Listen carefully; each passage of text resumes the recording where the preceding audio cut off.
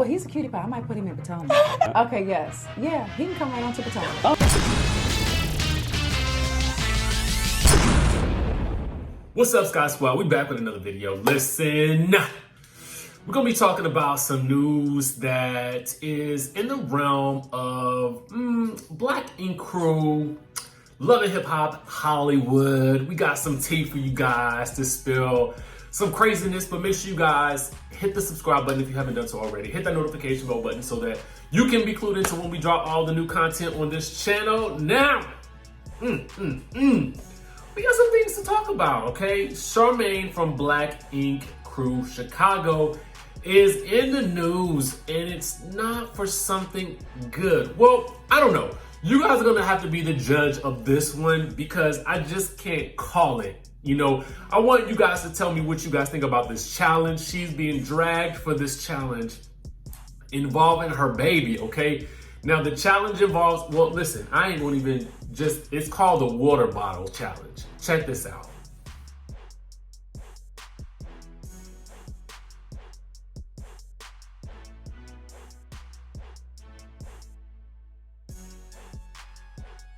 Okay, now, people was dragging her in the comments. They were saying stuff like, I don't find 1 second or 1 ounce of that water spilling onto that baby funny at all, and even looks like the baby is and gasping for air towards the end of the video. This is not funny. Another person says, that poor baby, she's too little for all of that. Another person says, I don't think this is funny at all. She is going to get dragged. Maybe I'm just old, but this trend just seems stupid and shows that we as humans literally do anything that goes viral, okay? Now, she did issue another video basically saying that the baby wasn't hurt. Everyone that's so concerned about Nola, she's fine. She lived in water.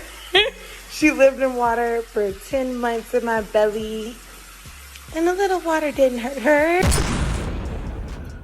But I want to know what you guys think about this, because when I first saw it, I was like, what in the CPS is going on here? Do we need to call Child Protective Services here? What's happening?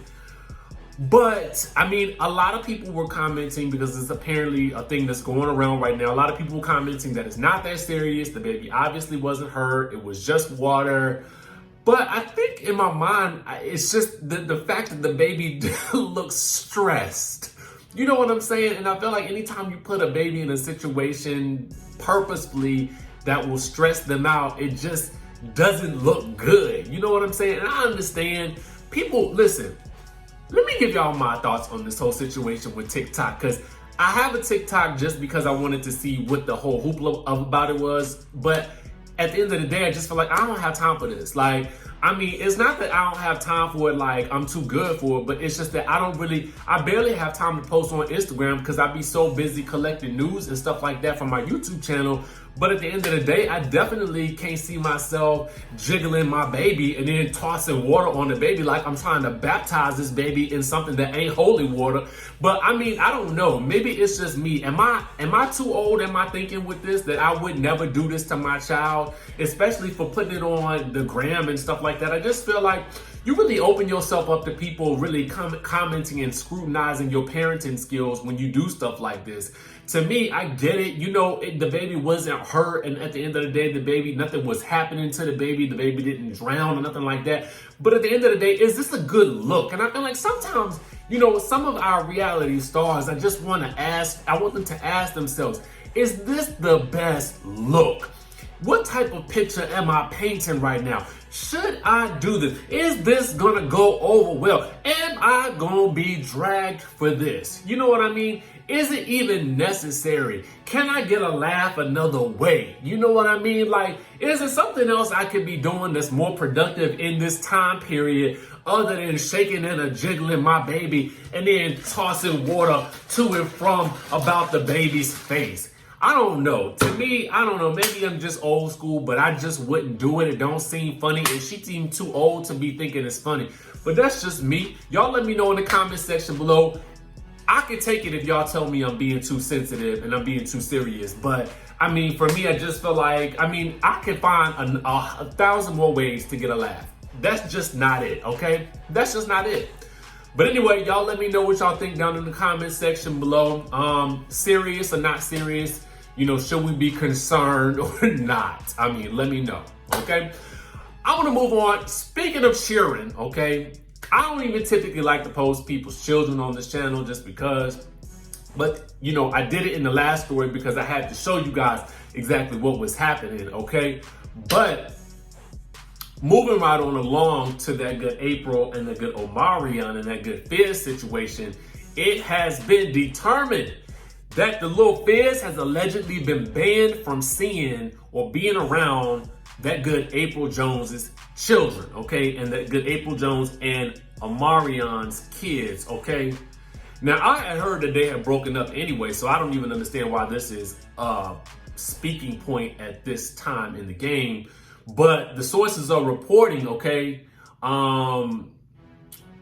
that Omarion took Fizz and Apryl to court and asked a judge to keep Fizz away from his children. Now, apparently, the details of the court's rulings are sealed to protect the privacy of all parties. But according to Fizz's baby mother, Moniece, the judge heard all the evidence and then agreed with Omarion. He banned Fizz from being near Apryl and Omarion's kids. Now, I didn't know the judge would ban Fizz from being around Apryl too. But that's what the story reads, okay? So I'm just reading it to y'all verbatim. So then the article in Media Takeout asks, what exactly is in Fizz's past that's so horrible that a judge has to ban you from being near the kids? Well, apparently Moniece didn't say specifically, but in her interview, she suggested that Fizz may have had involvement in some stuff, okay? And then she also alluded to some harmful things happening in their past as well. So what we're gonna do is take a listenerization to this, and then, you know, we'll comment on it. So let's go ahead and get into it. Like, would he just mind his business and, no, I'm not throwing my BM under the bus? No, he wouldn't. He absolutely would not. So I said, okay. And so when we got to the reunion, I was like, yeah, right. And then when it was very interesting, because when I saw Omari's interview on, is that everybody assumes that nothing is being done. I already knew what was being done. I already knew about the motion. I already knew that the judge had ruled in O's favor and Drew was not to be around his children. I already knew all of that. So, at the end of the day, I don't know anything outside of what involved me and my son. Outside of that, and making sure that if I gave up the, I went back to minding my business. But that whole scenario was very interesting because they had been on each other since 2017. I had never said a word, and I knew. And we have so many mutual friends, and I would skip certain events because people would hit me and be like, oh, they're here. And it was really weird. He was holding her bags. He bought her Louis Vuitton for her birthday. They've been vacationing. I'm like, and I care because he likes to call me a stalker or obsessed or crazy. I didn't want, and I knew the season was starting, I didn't want to put myself in a position to where me going somewhere that I'm invited to is going to be turned into, I popped up to wreak havoc in his life, to show up to these events, show up to these birthday dinners, and knowing I had the right to be there, and then for us to start the season, and for them to say, oh, you were popping up because you're jealous. So I just minded my business and stayed home.